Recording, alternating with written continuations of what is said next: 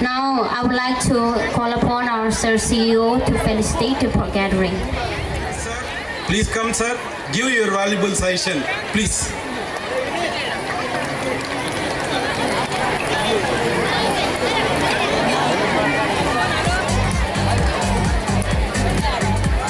అందరికి వినపడుతుందా? Back side వినపడుతుందా? అక్కడ దాకా వినపడుతుందా లేదా? వినపడుతుందా ఇప్పుడు? Okay, thank you all. వేదిక పైన ఉన్న అన్ని మాన్యులకు నా నమస్కారం. నాకు కూడా చాలా బాగా తెలుగు రాదు, ఏదైనా తప్పు మాట్లాడితే మన్నించండి. I'm also from Karnataka, Bengaluru నుంచి. వినపడుతుంది కదా ఇక్కడ? యా, ఇప్పుడు దాకా అందరూ కూడా ఇంగ్లీష్లో మాట్లాడుతున్నారు. నేను తెలుగులో నేర్చుకున్న తెలుగులో మాట్లాడాలని డిసైడ్ చేశాను. మీరందరూ సహకరిస్తే మాట్లాడతాను. ఇక్కడ చాలా గలాట్ చేస్తున్నారు విపరీతం. చీఫ్ గెస్ట్ మీకు all India services officers, IFS, IAS, IPS ఎప్పుడు రారు. వచ్చినప్పుడు వాళ్ళు ఎందుకు వచ్చారు, ఏం చెప్తున్నారు అని చెప్పి వినాలి. ఓకేనా? So thank you all. School function అంటే జనరల్గా ఎవరు కూడా ఇంట్రెస్ట్గా ఉండరు. అందరూ వాళ్ళ పిల్లల డాన్సర్స్ చూద్దామని చెప్పి వెయిట్ చేస్తుంటారు.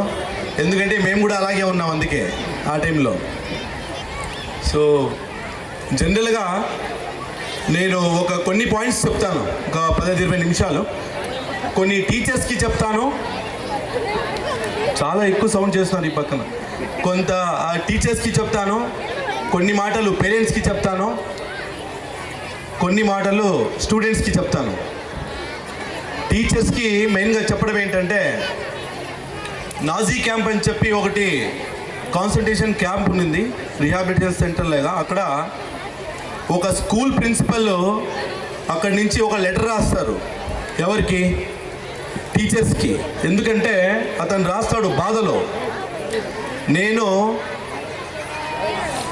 చూడకూడదు, నా జన్మలో చూడకూడదు అని అనుకున్న విషయంని నేను చూశాను ఈ నాజీ క్యాంప్లో. ఏమంటే, డాక్టర్స్ హ్యావ్ పాయిజన్డ్ చిల్డ్రన్స్, అంటే డాక్టర్లే చిన్నపిల్లలకి విషం ఇవ్వడం నేను చూశాను. రెండోది, నర్సెస్ చిన్నపిల్లల్ని గొంతు పిసికి చంపడం చూశాను. కాలేజ్ కుర్రాళ్ళు, స్కూల్ స్టూడెంట్స్ సివిలియన్స్ని చంపడం చూశాను.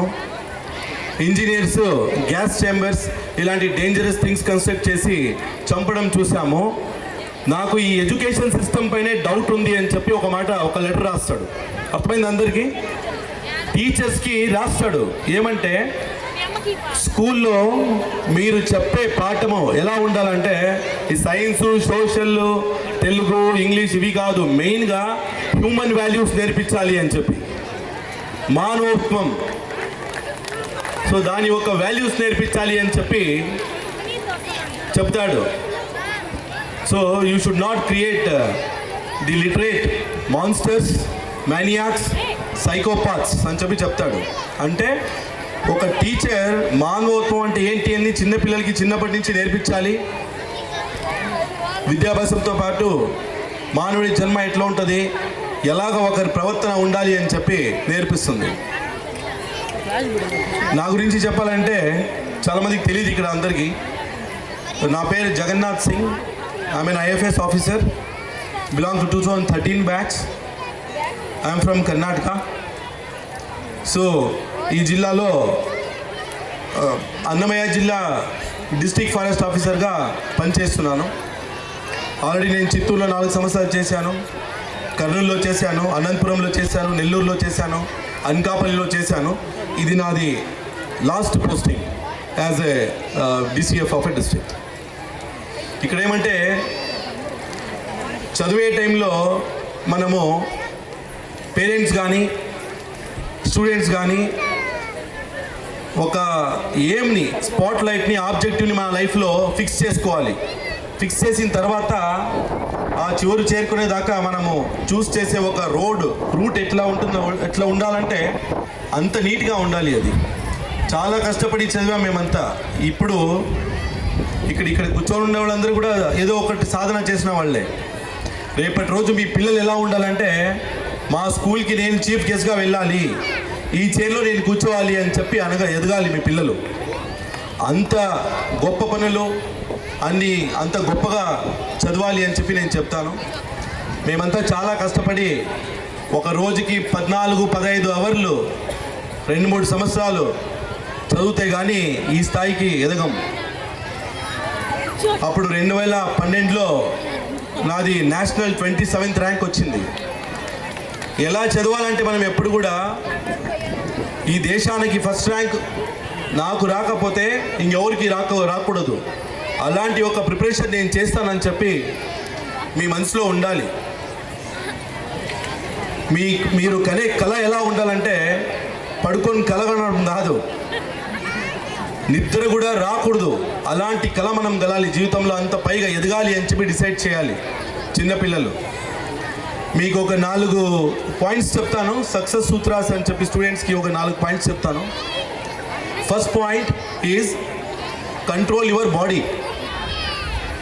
ప్రతిరోజు ఉదయం లేచిన తర్వాత ఒక 40 నుంచి 45 నిమిషాలు ఏదైనా ఎక్సర్సైజ్ చేయాలి ఖచ్చితంగా. A sound mind in a sound body. ఆరోగ్యం లేని సంపాదన ఎందుకండి?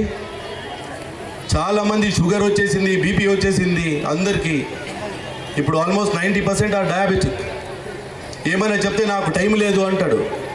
సంపాదన చేసి దాని తర్వాత ఆ సంపాదన ఎంజాయ్మెంట్ చేసే దానికి ఆరోగ్యం లేకపోతే అంత జీరో కదా. ఒకటి గుర్తుపెట్టుకోండి, మనకు అన్ని రకరకాల చాలామందికి అప్పుల బాధ ఉంటాయి, ఇంకొకటికి వేరే బాధ ఉంటుంది, చాలామందికి బిజినెస్ సరిగా జరగడం లేదు, ప్రాబ్లం ఉంది, అవి ఇవి అని 100 ప్రాబ్లమ్స్ ఉంటాయి.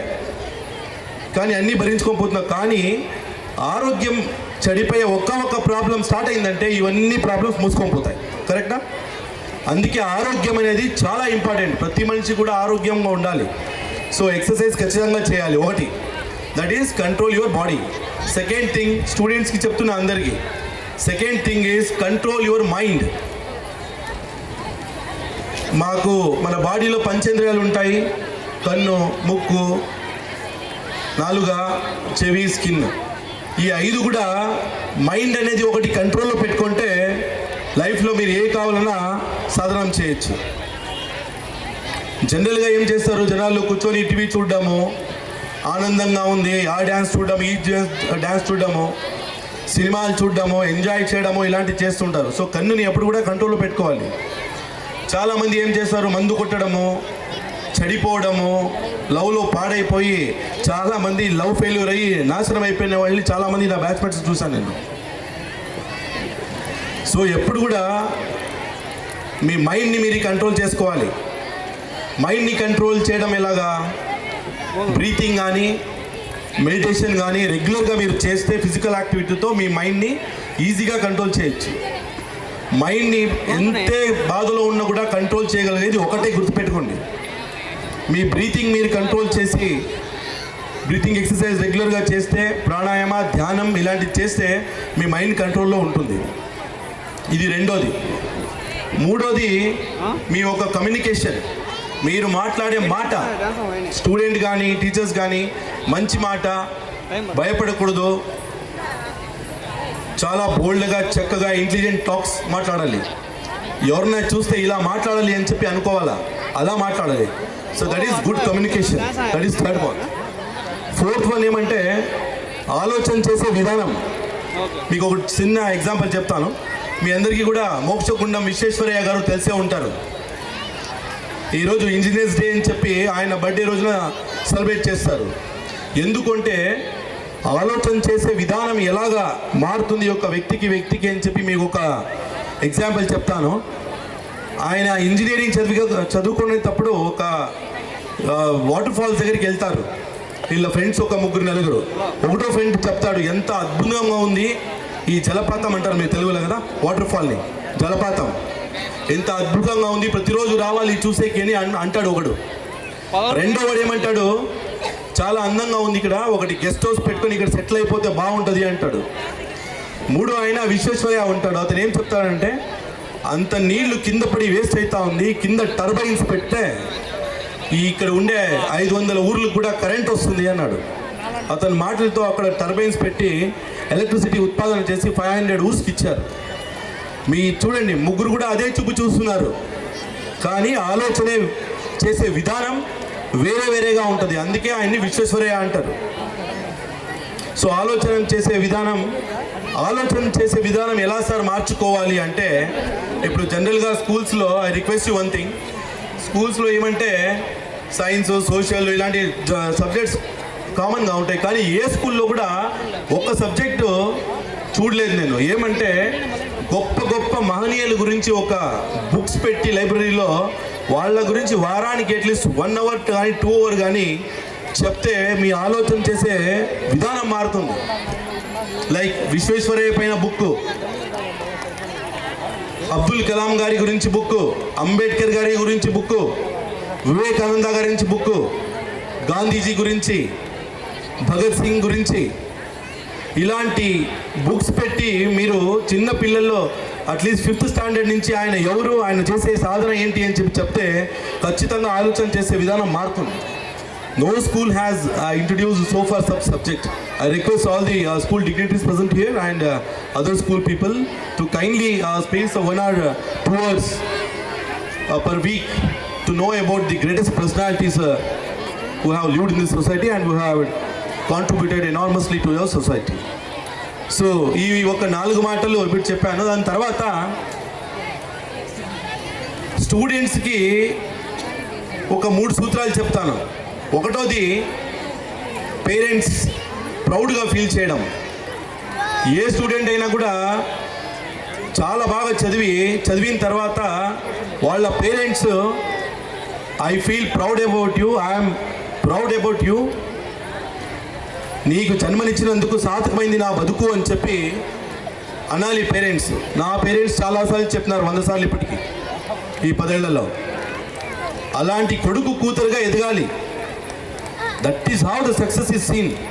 మీ పేరెంట్స్ గొప్పగా అదొక్కటి చేయండి, మీరు చాలు. మీరు ఏ పనైనా చేయండి, అదొక్కటి చేయండి. రెండోది, ఇందాక చెప్పినట్టు నేను ఎంత బాగా చదువుతానంటే రేపటి రోజు చదివి 10-15 ఏళ్ళ తర్వాత చీఫ్ గెస్ట్గా నా స్కూల్కి వస్తాను, ఆ కుర్చీ నేను ఆక్యుపై చేస్తాను అనే దమ్ముండాలి స్టూడెంట్కి.